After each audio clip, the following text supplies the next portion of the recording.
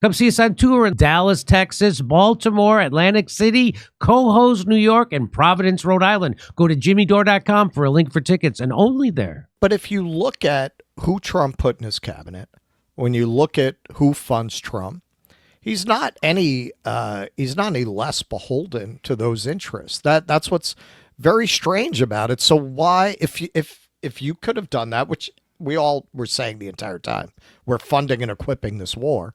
Obviously, if we turn around and say, no, you got that's it. We're going to cut you off. You need to stop. You need to sign a deal. It would have happened. So why didn't they do it? It's really baffling. If I had to guess, and this is only speculation, obviously, we don't even have reporting on the intricacies of the negotiations. My guess is Trump's guy went in there and said, look, you want to annex some land in the West Bank? We're going to back you on that. There's opportunities in Syria. We'll back you on that. But this in Gaza has to stop. This can't go on. This is too politically damaging for us. That's my guess. I don't know. My guess is that they definitely gave them something. Yeah, right. That they definitely said, okay, you can keep that part of Syria. We won't.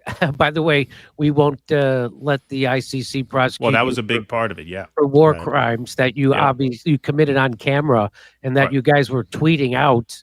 Right. So I think that there's that. So they certainly gave them something. Right. Yeah. Right. Yeah. Well, I mean, shielding them from the ICC.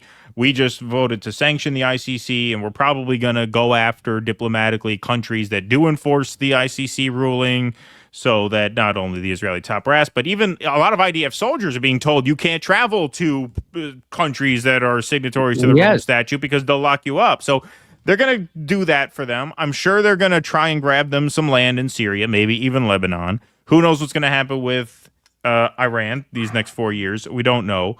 But I think they said, look, we're going to back you on that, but this Gaza thing is it's too much.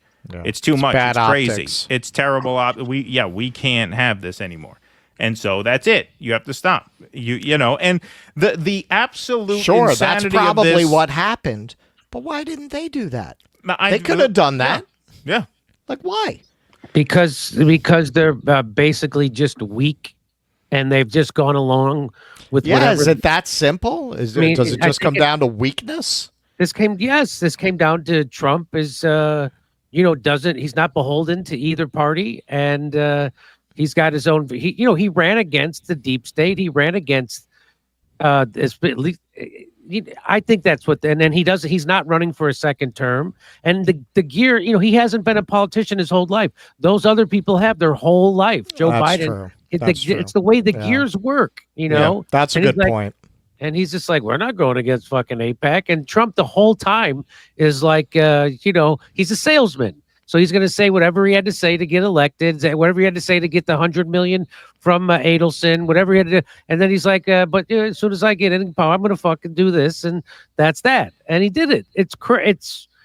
I think that's right. I mean, that's why I talked about this a little bit yesterday with this issue with Biden and Blinken. It really is the banality of evil in so many ways, because it really is just a function of them.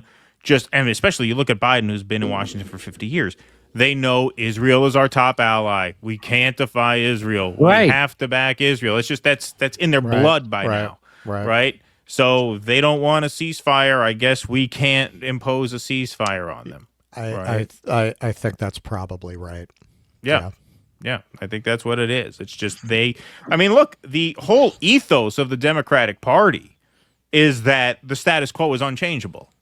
Like, that's it. Like, no matter what the issue is, whether it's healthcare, whether it's housing, whether it's the minimum wage, right? They let a Senate parliamentarian block a minimum wage. It's just whatever. Like, they are very much an end of history party. The status quo as it is right now is not changeable, and any threat to that is dangerous, right? Oh, you want to disband NATO? You don't want to let Ukraine join NATO? Whoa, that's dangerous. Why? Because it flies in the face of what they've been taught for decades and decades and decades, and that is a religion at this point that they live by. And I think that's a huge part of it. Yeah, absolutely. It had to come from a political outsider, which Trump is, and so that's why this was not going to come from a regular politician. It had to come from a guy who they the establishment has been, ramming their deep state cock up his ass so hard since he beat Hillary Clinton, with Russiagate, with the way they screwed him on COVID, the way they did lawfare against him, January 6th. They've been the media constantly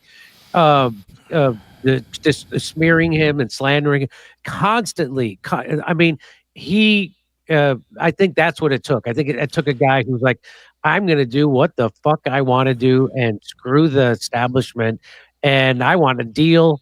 That's that. And I think that's what it was never going to come from a guy like Barack Obama. It was never going to come from Joe Biden and Kamala Harris or Tim Walz or any of those people. Those people take orders. Yeah. I think it's also, Thomas Frank talks about this a lot in the area of economics, but it applies across the government. It's the tyranny of experts in a lot of ways. The fact that Trump sent a non-diplomat there, a New York real estate. Yes. Yeah. America, we used to have that in our politics. But Truman was a haberdasher. Yeah, it was a haberdasher. Yeah. We used to have that, and look at a lot of the people that FDR hired were common people who were not coming from Ivy League backgrounds, were not to the manor born. And with Clinton, really, you had this sea change towards the Ivy educated experts. And the way Thomas Frank puts it in the economic realm, but I think it applies here too, is, well, the people regulating the guys on Wall Street, they all went to the same schools. They're all the same people. So when your friends from Wall Street crash the economy, you say, they're good guys. They didn't mean to do it. That's a lot of what you see with Blinken and Austin and all of these people. It's all of these experts whose expertise really translates to being completely locked into status quo thinking and the demands of Washington politics as the height of wisdom, as realpolitik, as the height of intelligence in planning public policy. And yeah, Trump doesn't come from that background, and he surrounds himself with people who are not really from those worlds. They're more likely to break those expectations. Come see us on tour in Dallas, Texas, Baltimore, Atlantic City, Cohoes, New York, and Providence, Rhode Island. Go to jimmydore.com for a link for tickets, and only there.